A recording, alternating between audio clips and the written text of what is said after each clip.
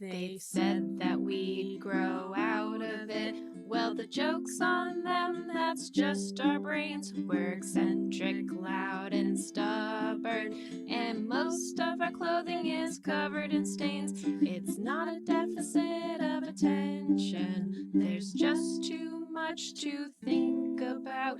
So if executive dysfunction becomes a little too much, if you forgot why you came in this room, or you're hypersensitive to touch, then put on your seamless socks and come join our little flock. Bitches stimming together, we're weirds of a feather, weirds of a feather.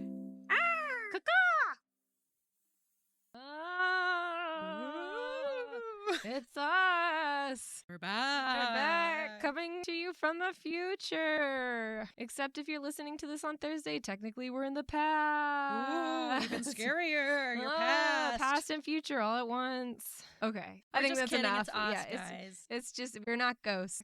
Take a deep breath.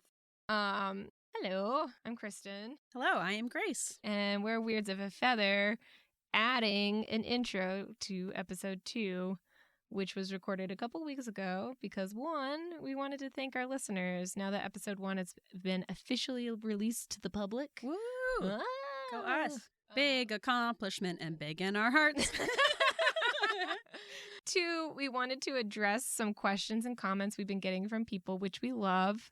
And 3, we completely forgot to do an intro, and that's just not good kosher podcasting. So yeah, it's like we totally forgot that intros existed. We just important. dove head first into little accomplishments, and probably should have started off the episode a little bit. Yeah, and also it's like we always just want to get right into the fun things because they're fun. But we do want to do a little bit of ADHD learning on this journey. Yeah. Especially because we get a lot of questions. And so it's better to just kind of address it here. So it's time to get serious. So for starters, we want to thank everyone who has listened to the podcast so far. Woo woo! We've gotten a good response, some good downloads for our first episode. We've gotten a lot of texts and calls from friends. DMs. Yep. And we've gotten some reviews. One random person who we don't know and have never met before gave us a review on Apple Podcasts that says, "All I've heard so far is the trailer. Best minute of my life." So thank you. First of all, I think that person's probably going through a lot if that's the best moment of their life. But I appreciate it. That means a lot to us. Yes. So thank you, JB Kenworthy, whoever you are, random person we don't know. Maybe like a Jonathan Barringston Kenworthy is probably my guess. You know what? I think you're onto something. Yep. Yeah. Thank you, Jonathan Barringston. The third. Yes. Oh, yeah, he's definitely a third. Yeah. There's a whole line of Jonathan Barrington's Keniston worthies. You got it. So, yeah, keep those reviews and ratings coming. They really do help out the pod, and we really appreciate it. It's been really fun to hear from all the people that relate to us and who are curious to learn more about ADHD. We do want to say a bit more on the differences between ADHD and the neurotypical traits. We appreciate neurotypicals listening and enjoying our podcast, but we want to make sure that we aren't causing people to over-identify as ADHD just because you relate to us.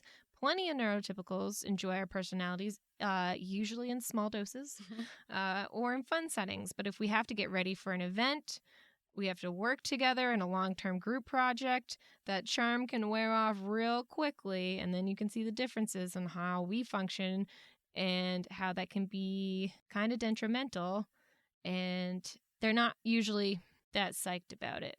Yeah, it's like if most people don't have a good understanding of what ADHD is, they often have a very kind of stereotypical idea of what ADHD is. So it's almost like people have sympathy for what they can identify as ADHD characteristics, but then if we do something that they don't recognize as ADHD, it kind of becomes judgy, and we're judged for things because they see that as something we could control, but aren't. And this isn't all the time. We're just kind of going over things we have noticed a lot of. There are some ADHD characteristics that pretty much all humans have to an extent. Everyone has obviously been late before. Everyone has lost things. Everyone has trouble focusing on boring things. That makes sense. That's pretty much just the human experience. The main difference is the severity of these characteristics and how much they impact your mental well-being and ability to function. ADHD also needs to have impacted you across your lifespan. It's a neurodivergence, meaning a difference in brain structure and cognitive functioning. So while you may be more or less impacted by your ADHD at different stages of your life, depending on the environment and the demands placed upon you, it is a lifelong thing, and you don't grow out of it or into it, just like you don't grow out of or into being left-handed.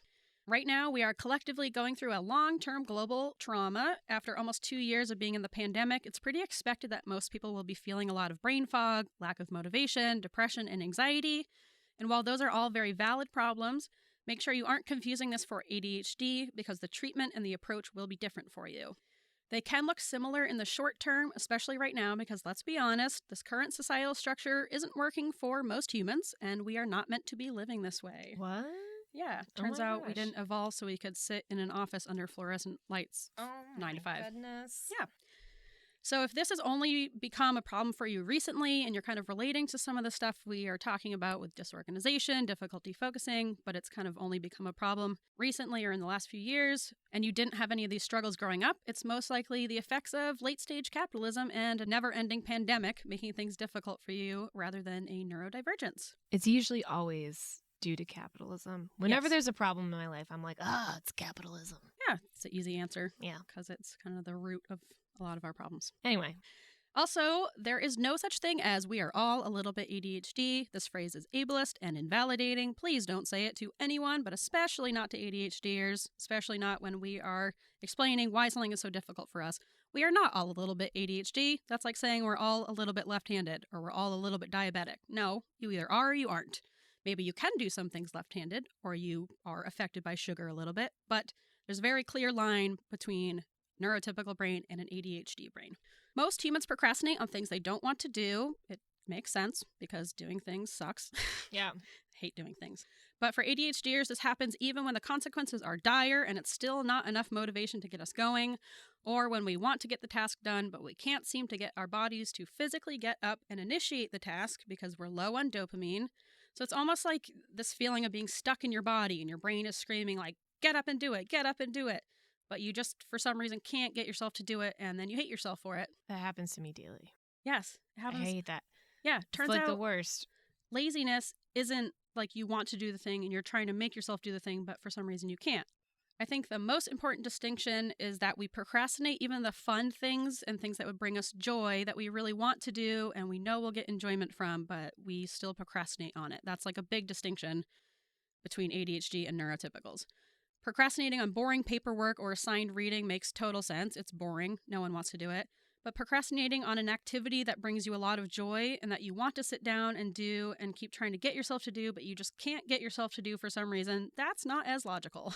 Or procrastinating bodily functions and physical needs. I will procrastinate peeing until it is an absolute emergency and I pretty much have to run to the bathroom, which makes no sense. I do it constantly. Also do that, and then I get into trouble because I go to the OR and then I have to do this long case and I'm like, oh no.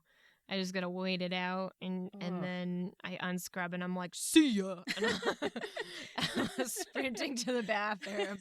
And so I've done this so many times that like the scrub techs, they'll like corner me and they're like, listen, did you eat? Did you drink? Did you pee? And I'm like, I think so. And they're like, you need to know.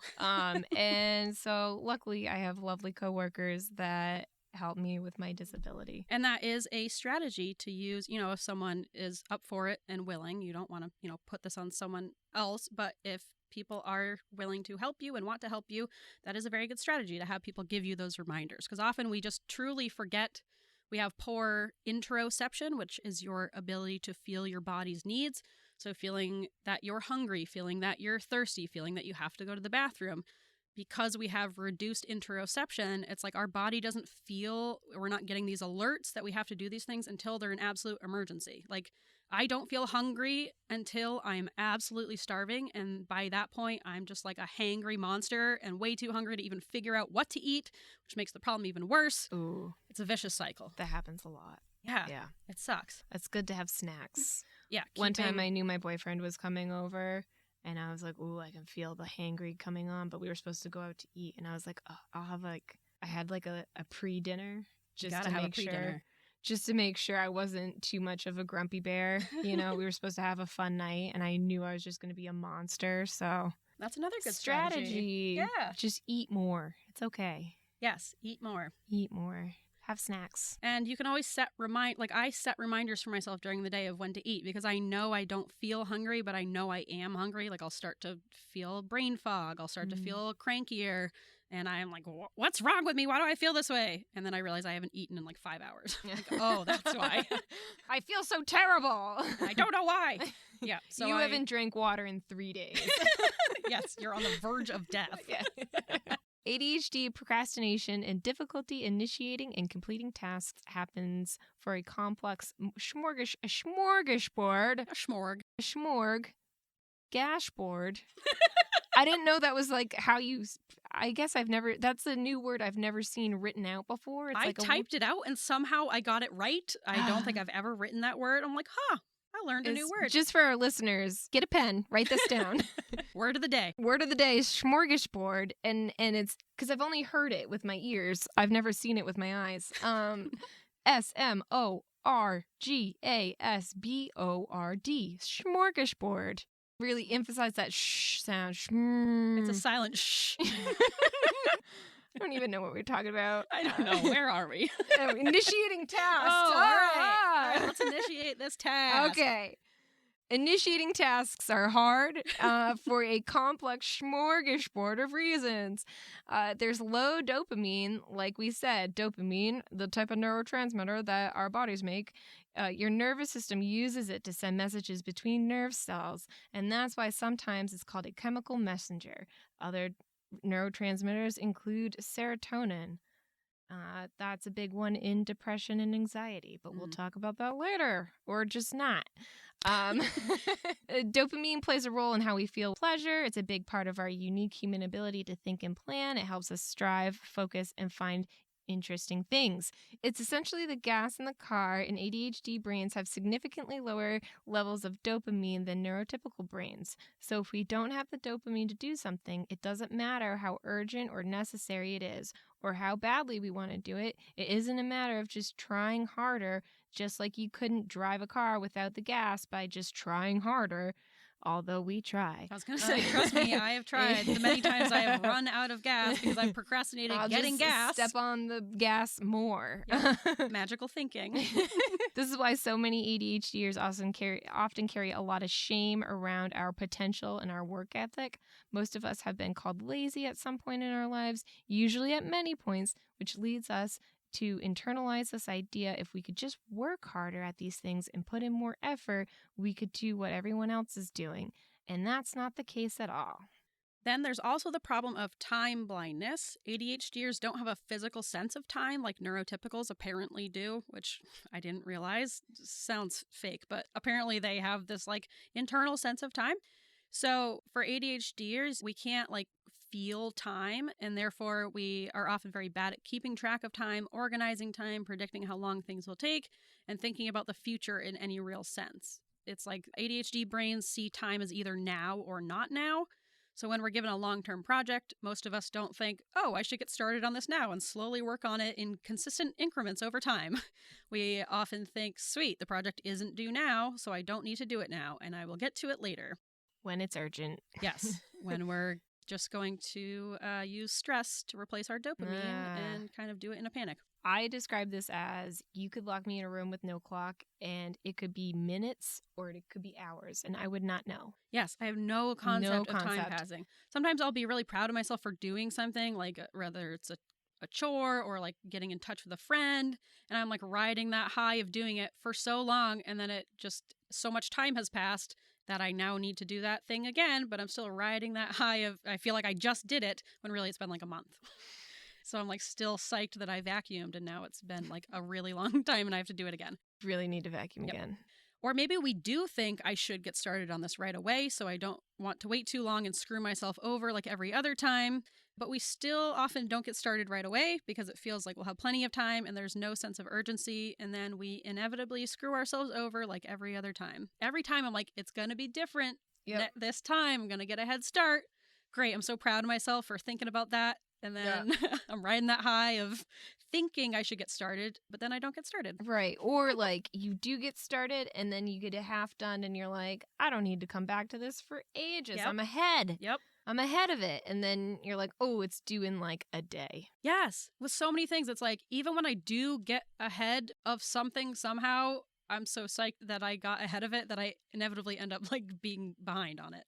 It's almost like we're waiting for this one magical non-existent day where we'll wake up and suddenly feel like doing all of these things, which of course never happens.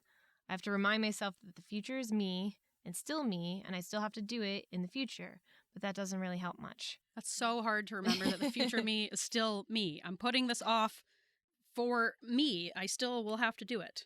Yes, we're very like all or nothing with our thinking. So sitting down and working on a long-term project for 15 minutes a day is just not going to happen. I'm going to wait till 2 days before it's due and get a huge adrenaline rush from the stress and the time crunch, which replaces my non-existent dopamine and gives me the motivation to hyper-focus and work on it for like 12 hours a day to get it done, which apparently it's a maladaptive strategy and it's not healthy. But hey, it gets the job done. Yeah, it does. Even if it's really bad for our brains and bodies, it technically gets the job done, but it's not ideal. It's not great. But what are you going to do? Yeah. We do have so much more to say on this topic. Like with every topic, we always have more to say. We've already said too much. Yes. And yet we're going to say more. Yep. We don't want to bombard everyone with a ton of info. We know that you're mostly here for the kazoos. And the kazoos are coming, so hold on Hold to your your horses. kazoos. Don't worry. The demand for kazoos is insane. We'll get to it. That was actually 90% of our comments were kazoo comments. Yeah, they're like, I thought there would be more kazoos. If anything, you guys need to add more kazoos. Why are you holding out on all the kazoos? I specifically came to this podcast because I thought there were going to be kazoos. Maybe we should record a whole kazoo album. Even I don't want to listen to that. So we will try to cover a little bit on some of these big ADHD traits at the beginning of each show. We'll try to kind of write in a little, we'll try to keep it shorter, but I mean, you've seen how this goes. So it'll be as long as it'll be, that's the thing. So like we said, there's some great resources in the show notes of episode 1 if you want to do some of your own learning, which I do highly recommend if you're questioning any of this in yourself. It can be pretty difficult to determine the differences between ADHD and neurotypicals, especially when you're just starting to learn about it. And because of this, we are planning some Ask a Neurotypical episodes in the near future to help us identify the similarities and differences, because there are some similarities and they do overlap, but there are also some very big differences. It was pretty difficult for me to recognize and believe that I truly do have an ADHD brain because I was so convinced that everyone's brains just worked this way. Until I had a conversation with my friend Kylie, and I was describing how for me, one thought always leads to an explosion of other thoughts. They don't logically seem connected, but make sense in my brain. It's like one big spiderweb explosion that's constantly growing and changing. And it's really difficult to grab onto just one thought and stick with it. And then also underneath that, there's this constant stream of music playing in my head at all times, just like kind of in the background of everything from the moment I wake up to the moment I fall asleep. Sometimes it's just one word or phrase on a loop playing without my awareness or consent. I hate that. Yep. So it's almost like my brain is picking up signals from a radio station that no one wants to listen to. And Kylie looked at me horrified and said, that is not how my brain works at all. Like, I really thought we were just having the shared Everybody experience. has that weird, like, soundtrack in the background on repeat. Yeah, like, when you wake up in the morning and there's already a song going in your head and you're not even really aware of it? Apparently that doesn't happen to everyone. So... what I've learned is a lot of people don't like when you sing them that song on repeat to them over and over throughout the day. Yeah, they do find it annoying, but it's like you can't help yourself. Tunnel. Secret tunnel. I sang that to Grace on a hike and she hated me for it. We sang it for about 4 hours straight. Yeah. But just one line over just and one over line. and over. I only know that one song, that one line in that one song. Yes. Anyway, continue. Sorry, I keep interrupting you. So having these conversations with Kylie was really one of the most helpful things for me for figuring this out about myself. When you have undiagnosed ADHD, you've internalized this idea that everyone has the same brains and that you're just worse at using yours than everyone else. And if you just put in more effort and weren't so lazy, you could do it too. So finding out that no, not everyone's brains work this way, that was really a huge relief. ADHD is also genetic. It's as inheritable as height, so chances are if you have it, at least one person in your family also has it, if not more.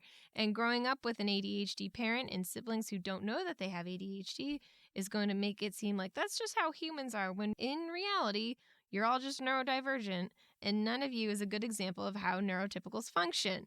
We're also drawn to other neurodivergent people because of how differently we do things and how our social skills often present. For example, most neurotypicals hate overlapping speech and think it's rude, but in my opinion, it's the best way to have a conversation.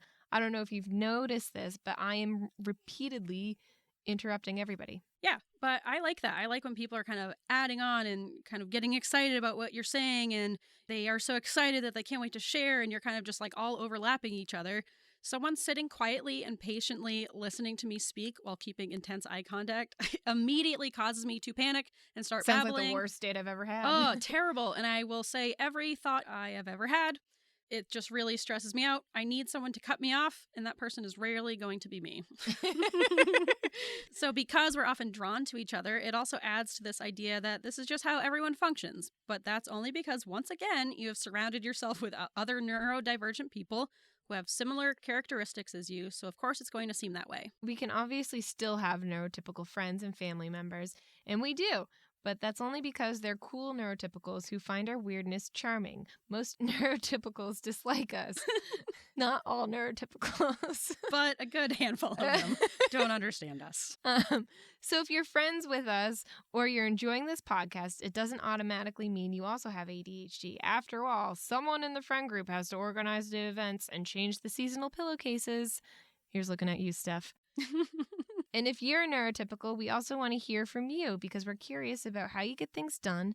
So write to us, and you may be able to answer some of our questions for our future segment, Ask a Neurotypical. Yes, we want to know how you just decide to do something and then you just like do it. What? What? Curious. You don't have like an existential crisis about it? Of every single thing you have to do all the time forever, even What? things you want to do. We will also get into executive dysfunction more in a future episode. I always forget that most people don't know what executive function is, and I've gotten a few questions about it. It's basically how you organize and initiate everything, but it's such an important topic and one of the primary characteristics of ADHD that impacts us the most, and we do want to cover it more thoroughly, so we will get into that soon on a future episode. But for now, let's get into those segments.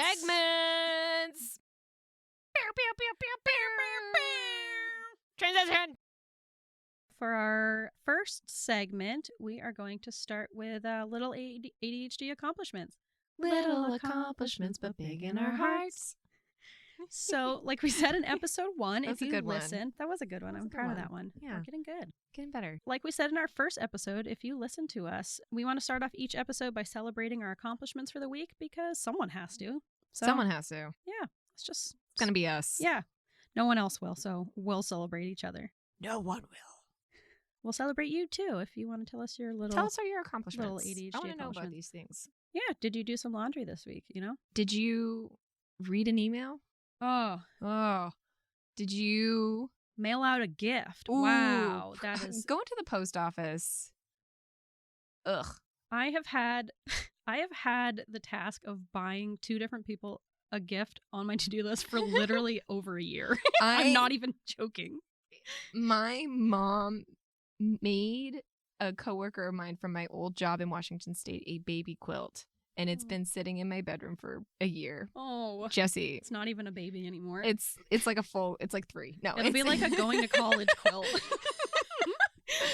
It's like the cutest thing because he's really into hunting. So there's all these like deer and like, you know, hunting check pattern, and it's really adorable. So Jesse, if you're listening, my mom made you a baby quilt and it's really pretty, and I'm sorry. Oh, and Abby, I bought you a baby gift. I bought you the cutest little onesie literally last year for your baby, who is very much born. I know we've talked about this before, but her baby, it's adorable. Oh, the cutest baby. goofiest baby Abs. I've ever seen. It's everything I wanted from Abby's baby.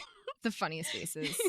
Babies should be funny. Babies should be funnier, babies. Entertain us. We have to care for, not me, I don't have to care for you, but someone has to care for you. So why not entertain us? That's my stance on babies. Do you want to talk about your little accomplishment? I do. So for this week, well, actually today, I both emptied and loaded the dishwasher this morning, even though my body is super sore from going golfing? I'm sorry, are you a dad? Not golfing, disc golfing. Whoa, AKA wait a minute. Frisbee golfing, AKA frolfing. Is that a new hobby? It might be. I went for the first time yesterday. I had a blast. I think you can count it. All right, add it on my list. Frolfing. I don't think they like when you call it that because it sounds stupid. Guys, if you're a frolfer, tell us if you like the term frolfer. Or disc golf. What is the PC version of frolfing? We want to be politically correct, especially now with this topic. I want to be sensitive to your needs, frolfers. Flawflers. Yep, so that's my accomplishment, is that I did the dishwasher. Nice. I'm proud of you. Thank you. What about you? Little tiny backstory. I know I talk a lot. Little backstory. We had an incident over the weekend where my cat had clogged and infected anal glands, which is a thing that cats can get. Not common, but my cat had that. So we had a little bit of some toileting issues, and I won't discuss it any further. Thank you. But she's better now, by the way. We went to the vet. I have to give her Miralax every day, and we got to go back to unclog them because we couldn't unclog them at the time. I don't know what that consists of, and I don't want to. All right, next, move on. Anyway, okay. So I put my hyperfocus to good use because we had some toileting issues. So I deep cleaned my carpet in my apartment, which I've been meaning to do anyway. I used 3 different types of urine removers, baking soda, and then I vacuumed everywhere. And then I borrowed my parents. They have this big, deep Bissell carpet cleaner. And I just went to Hamtown, and now I've got a beautiful little clean carpet. I mean, it's still that gross color brown because it's an apartment, but I feel better about it. Good. Nice. Yeah. I even had Teresa, my ma, come over for a little sniff test because if anybody's going to point out that, your failures. Yeah. If anybody's going to point out my failures, she will. So, and Thanks. she said, no odor is what she said.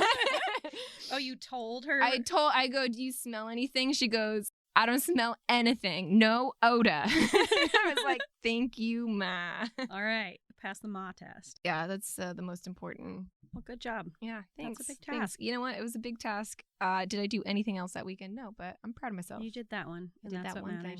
Okay.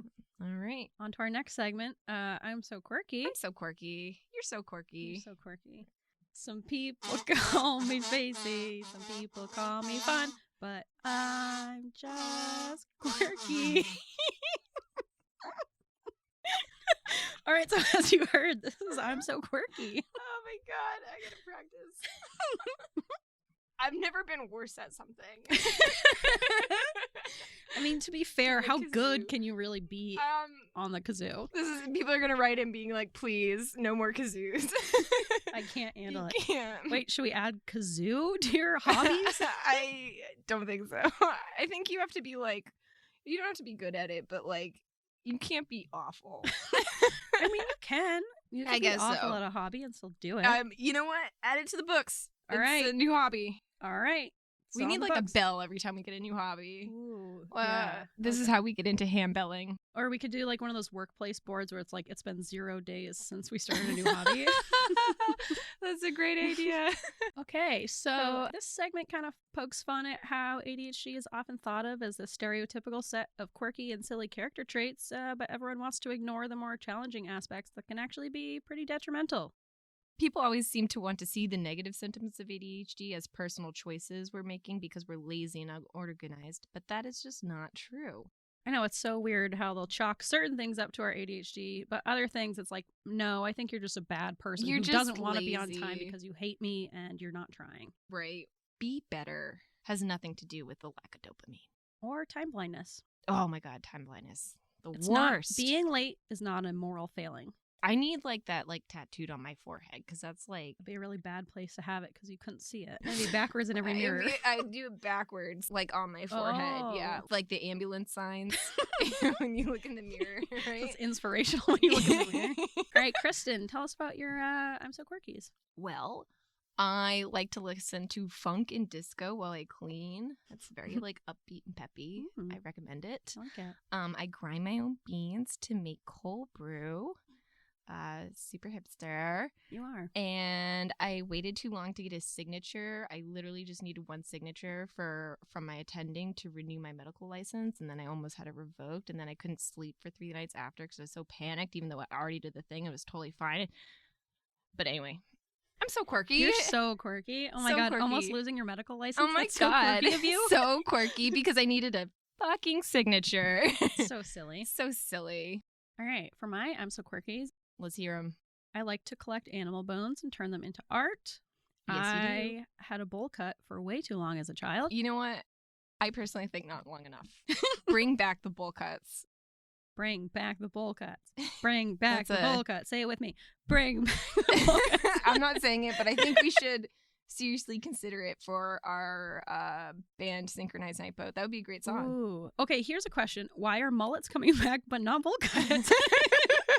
Really, if we're going 2000s and bringing back that style, Yeah, that where was are like the bowl cuts? ultimate 90s haircut was the bowl cut. I agree. And, you know, it seems like whenever I thought of mullets in the past, I was like, there's no way that style would ever come back. Right. It's atrocious. Right. But now it's like super fashionable. I still think it's atrocious. Sorry. I've been trying to convince my boyfriend for the past like month and a half to get a mullet. I'm so close. Go for a bowl cut. Well, If we're we trying actually to influence a hairstyle, why not get ahead of the trend ooh, and get a bowl cut? I got a bowl cut before it was cool. I mean, I never thought mullets would come back, and they did. So, right. Or fanny packs. Yeah, Or mom jeans. I rock a fanny pack, so why not just throw bowl cuts into the mix? And then for my last I'm so quirky, like I said in my intro, the first year I applied to grad school, I got every single application in late. I paid a bunch of money. That's like $40 per application. I hate that. Probably applied to, I don't know, at least 6 schools. So you do the math on that. That's a lot. Every single one was late, missed all the deadlines, and I had to wait another year to go to grad school. Nice. I'm so quirky. You're so quirky. That's just so typical. She's so quirky. That's so silly so of silly. me. Oh my goodness. But actually it ended up working out well. So Yeah, you got into a great grad program, and look at you now. look at me Look at now, you now. not using my master's degree that I went to school for. Hey, you know what? We're all on a journey. The journey through time. Ooh. That was a fun transition, guys. This All is right. the moment we've all been waiting for. All right. Yeah. Next, we have hobby collectors. Right.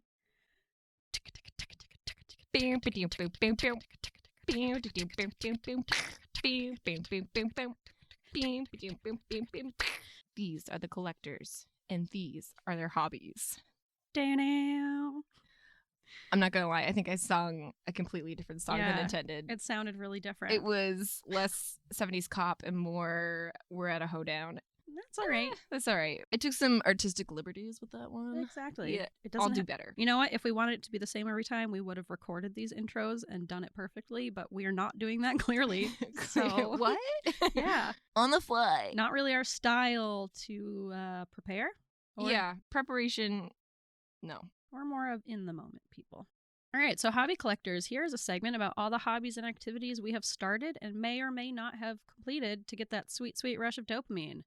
We will be discussing a tad of hobby history, what materials you actually need, some tips to get started, and a consensus on whether this is a good hobby for ADHDers. Which is important. Yes. Our motto when it comes to hobbies is they're here for a good time, not a long time. That is so true. We kind of discussed this in episode 1, but one of my big hobbies is bonsais or bonsais. It's called bonsai, but I'm from New England. I'd say bonsai. Bonsai. I like it. Yeah. And little disclaimer, I am not an expert. I am not even good. I enjoy it. It's like very painstaking and micromanaging, and for some reason Sounds awesome. makes me happy. But there are a lot of really good resources on YouTube. There's a lot of good books. If you really want to if you want to do like good legit research, I am not a good source, but I'm going to tell you all about it anyway. And because bonsai has this it's a huge history, we just going to do a quick little backstory on bonsai. It's an ancient Japanese art form, and we just need to take a moment to appreciate the history of this tradition. It originated in China, actually, in 700 AD from a slightly different art form called Bonsai, which is the art form of making like little mini landscapes in a pot. And then about like 700, 800 years ago, the Japanese took that and made it their own, and then like were like specifically trees. We want little trees in little pots, and that's what they did. And you know, they were kind of used as like status symbols for like merchants and the elite. I actually read somewhere that they thought like maybe herbs were like carried around this way, but we won't get into it. But yeah, status symbol. Although now you can get like a ficus that looks like it has like a fat ass at Lowe's for like $20. But I started bonsai about 3 or 4 years ago when I moved out west, and I went and visited like the Portland Botanical Gardens, which I highly recommend to everybody. It's beautiful, and they also have this really, among other things, they have this like huge collection of bonsais, and some of them are like 150 years old. And then so I like saw these, I was like, this is super cool.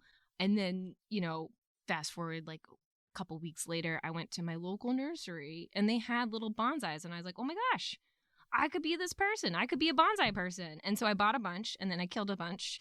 And some of them survived. But when I moved back east, I had to relocate all my plants, which was tough for me emotionally. And I just actually recently connected with the person who I gave all my bonsais to. And update, they're all dead. Well, we don't know if that's your fault or not. Yeah, I don't think it is, but it like killed me a little bit. So currently I have, I would call it 9.5 bonsais. What is a half of a bonsai? It is a tree that is pretty much on death's door. It's halfway dead. Well, I have a lot of half plants. Yeah. You almost have enough to make a hole. Almost. And I like bonsai because it teaches you, you know, appreciation for beauty, but mostly patience, which is something I really lack. Some of these trees take like years to see actual results before they look like a stick in a pot. But it is rewarding, at least for me. Materials you're going to need to get started. You're going to need a tree. You can get a lot at a lot of local nurseries can help you out with this. Okay, this is what I didn't understand until you kind of explained this to me. Mm-hmm. That there isn't like one specific type of tree that is a bonsai, right? No. You take any. You can literally make a bonsai out of anything. I have a couple succulents that I'm making into bonsais. One's called a jade. You have a jade. It's dying. No, I watered it the other day. We're gonna help it. We're gonna help you. Maybe. Yeah, you can take any tree. But the whole point of it is to make, maybe I didn't explain this enough. The whole point is to take a little tree or a regular sized tree and prune it meticulously over several years to make it look proportionally like a big regular sized tree from far away. Okay. Does that make sense? Yeah, so it makes more sense. So some trees are better suited for bonsais, mostly trees that have like smaller leaves, because proportionally, like if you get like an avocado tree, avocado, like those have like really big giant leaves, and they're not really the best for bonsai. But you know what? I'm not a purist. I say if it makes you happy, it makes you happy. But yeah, you can get. A lot of local nurseries have like a little bonsai section. Shout out to Longfellows in Augusta. They have a really great section. They have a lot of good pots, and Skillings also has a good selection. But also you can go to like Lowe's and Home Depot and find like a ficus, which is like the number one to grow inside. But if you have any outdoor space, this is more of a hobby for like outside, although I have no outdoor space, so we're struggling. But I also suggest like buying like maybe a small shrubbery with small leaves. Boxwoods are really cheap, and you can just like kind of chip, prune it into a little tree. Another thing you're going to need is scissors. Honestly, for a long time I used kitchen shears, and that was enough. You don't need anything fancy. Just get some scissors. And then if you like it, maybe invest in more things. You do need a tiny pot, but some people use like mesh colanders. You want a lot of drainage. That's the big issue. A lot of drainage, a lot of watering, and you need the sun, which is great because we have a sun. But most plants need a lot of sun. And if they're outdoor plants, they need a lot of outdoor sun. If they're indoor plants, put them in a bright, sunny window. Like maybe not great for like an indoor office with no windows. Quick tip, we kind of a little bit discussed this. Figure out if you're growing outdoor trees or indoor trees, and then buy said appropriate tree. Don't grow outdoor trees indoors and don't grow indoor trees outdoors. It's just not going to work out. They have different light and water requirements. And then another big tip that I actually just like found out recently is you have to prune and repot your tree based on the seasons. Basically, you don't want to prune and repot while they're like in dormancy, aka the winter, because you'll just kill your tree. And I feel like every time I've killed a tree, it's because I've done that one thing and I just found out about it. That's a good helpful tip. Yeah. I think the potential for burnout is high, especially I think the number one tip to get rid of burnout is don't buy too many trees. Start with like a couple. Like at first I was like, oh, you should buy all the trees. And then you'll just be doing things all the time. But I feel like if you're doing things all the time, it's a lot to keep up with, and then you're going to end up with dead plants. Don't get too many trees and get easy trees. Don't get something that's like super hard to take care of. Don't be me. What would be a good easy tree, do you think? A ficus. All right. Literally just go to Lowe's. They're labeled bonsai trees. They're not labeled ficuses. Or you can get like a boxwood shrubbery. That's what I would say. You can get junipers anywhere, but those ones require a lot of light and they have to be grown outdoors. So I know they sell junipers at the grocery store as like indoor plants, but they're not. And I've killed 3 junipers because I tried to grow them indoors. Don't be me. And then lastly, is this a good ADHD hobby? And at first I was like, oh my gosh, of course, yeah. And then I thought about it and then I was like, ooh, no, it's not. It really isn't. It really is like maybe one of the worst. It's a lot of work without a lot of satisfaction, I guess. I think when I first said yes, it's a great ADHD hobby, I just wanted other people to be into my hobby. I just need friends.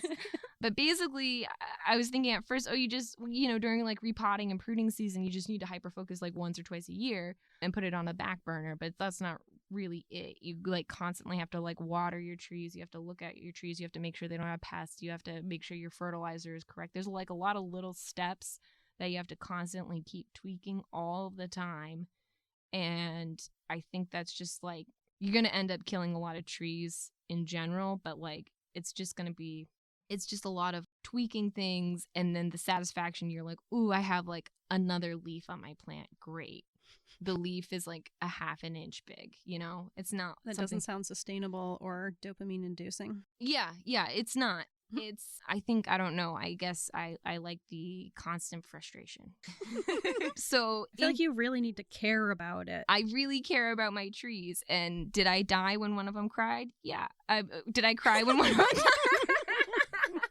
I cried a little bit when my willow died because my mint plant gave it spider mites like any old STD, basically. And I did it was like my favorite tree. It was so cute.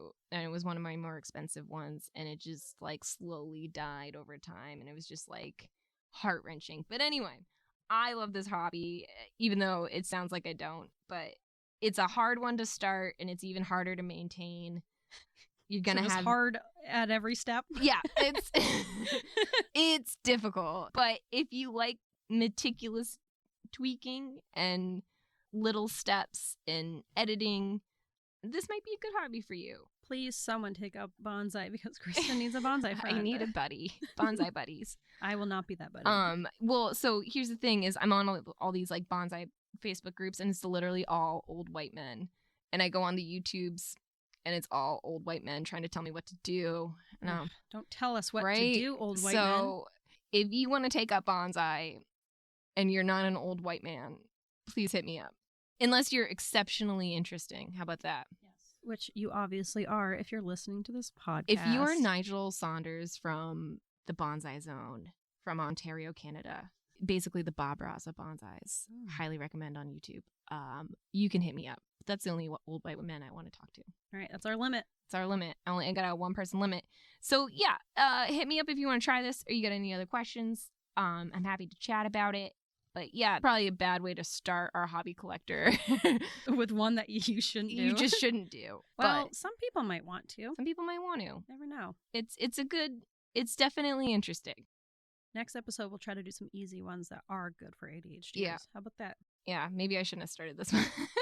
You know what? We're already here. Yeah, but yeah, it's a pretty good one. My trees are cute. I'll post them on the socials. Perfect. Okay. Wait, what's our song for alternative segments? Oh, we just have the record sound. Oh, yeah. So it'll be like... Yeah.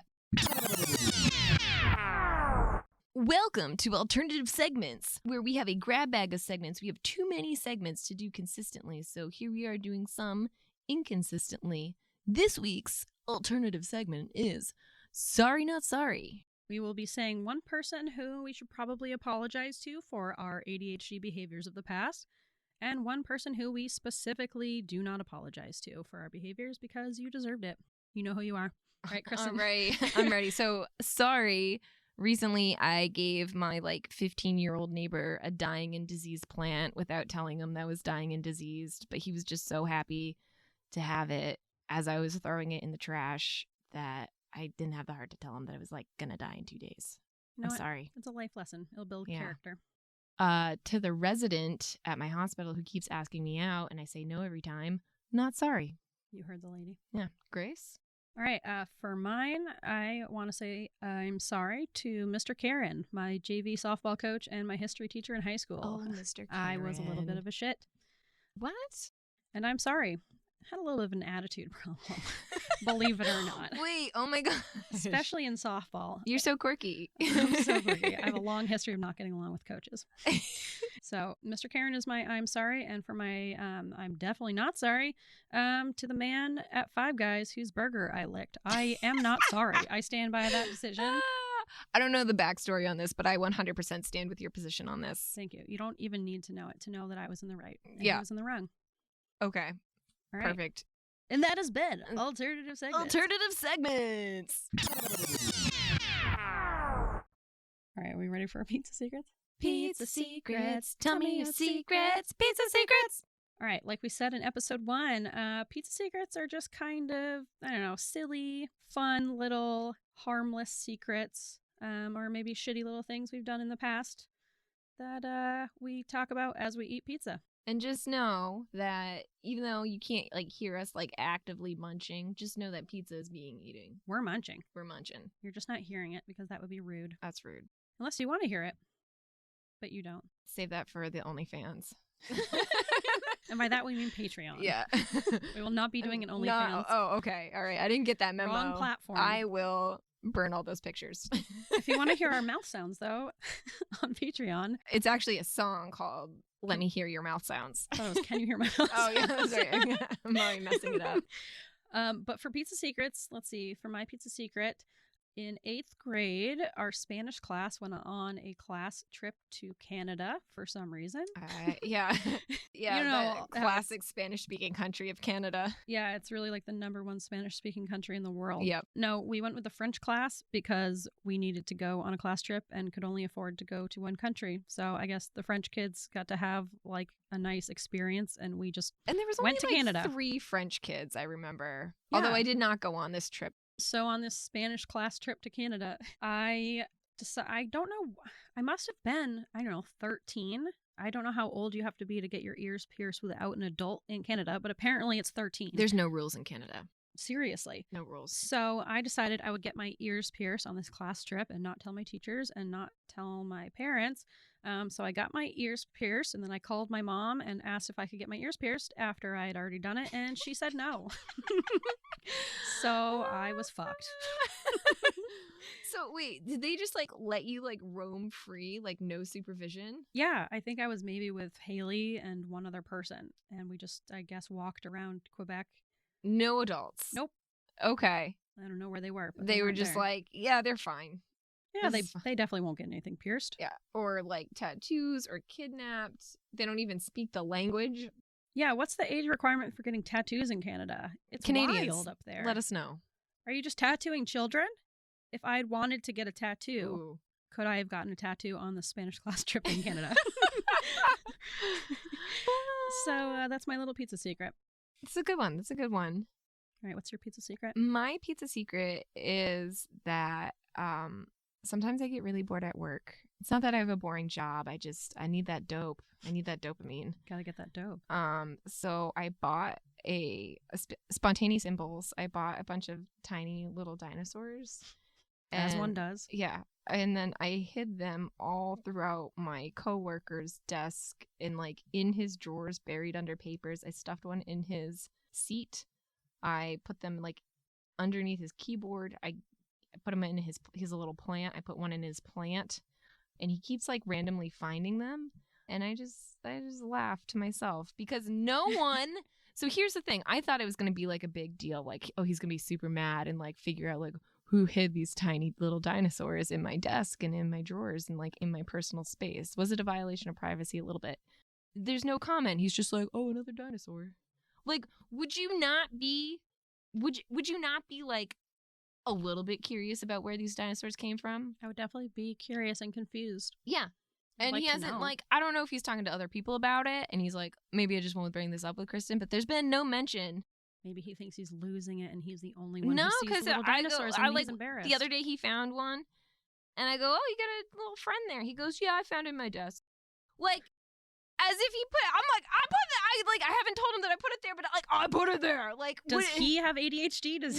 Would he have forgotten that he left a little dinosaur? I just like don't get it. I thought it was gonna be like a funny prank, like, oh, she put all these like I'm gonna slowly find all these dinosaurs. I was like very excited for this prank, and it's like been like the biggest letdown. And like I can't even talk to him about it because then it's like it's a little embarrassing for me. So much buildup for like nothing. It's been no satisfaction. It's just, I was just really hoping he would at least ask me, like, do you know who's putting tiny dinosaurs in my desk? And I'd be like, no. And then it would be like a thing. Gotcha. Yeah, gotcha. It was me. What I think happened is he's like, oh, Kristin must have put this here. Yeah, it's not even worth mentioning. Not Obviously, even worth, Kristin don't just did encourage this. her. Yeah. Actually, that's probably it. That's what I'm thinking. And I'm so disappointed. Because I like hid these in October of 2020. So it's been months. He hasn't found them all. There's 12.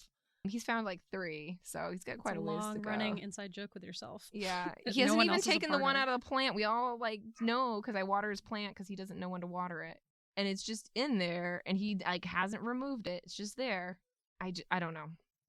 All right, and that's been Pizza Secrets. Pizza Secrets. Pizza Secrets. Pizza Secrets. So if you have a really good pizza secret that you want us to share on air, I would love to hear your pizza secrets. Yes, you can email us at weirdsofafeather@gmail.com. You can also DM us on Instagram or TikTok, I think. Although, does TikTok let you send private messages if you aren't following the person? I don't know. You know what? I am not as up with the TikToks as I should be. For the amount of time I spend on TikToks, I have no idea how to use it. I feel like that's a story of my life. I spend so much time doing things, but I don't take the time to actually learn properly the ins and outs of it, how to do it. Just kind of like, oh, that's a fun, pretty thing. That would be nice to know how to do someday. But yeah, hit us up on the Instagram at Weirds of a Feather or on TikTok at Weirds of a Feather. Yeah, we'd love to hear your pizza secrets and have you kind of just join along with us. Join our flock. Join our flock. Okay, bye. Bye.